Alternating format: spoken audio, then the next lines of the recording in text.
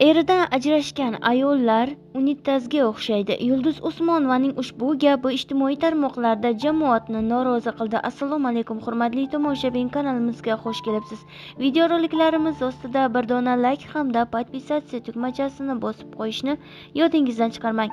O'zbekiston xalq artisti Yulduz Usmonova kuni kecha bo'lib o'tgan yangi prezentatsiyada oila mavzusiga to'xtalib, iloji bo'lsa oilalarni buzilmasligi kerakligini, erdan ajrashgan ayol ancha malomatga qolishini gapirgan va ijtimoiy tarmoqlarda erdan ajrashgan ayolni unitazga o'xshatishni, unga kelib hamma hojatini chiqarib ketishni istashni, iloji boricha ayollar eridan ajralmasligi kerakligini, nima bo'lgan taqdirda ham sabr qilishini, juda ham urong'ochlari to'g'ri kelsa ular bilan aka-uka yoki ota-onasi gaplashishi kerakligini aytib o'tgandi.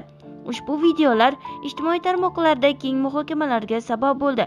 Ajrashgan ayollar esa Yulduz Usmonovaning ushbu gapidan jiddiy xafa bo'lishdi shekilli, unga qarata video murojaat yo'llashdi. Shuningdek, yana bir video murojaatning gapiga quloq tutar ekansiz, Yulduz Usmonovaning unitazga o'xshatgan ayollar ichida uning o'zining qizi, ya'ni Nilufar Usmonovani ham nazarda tutdimi degan savollar bo'lmoqda.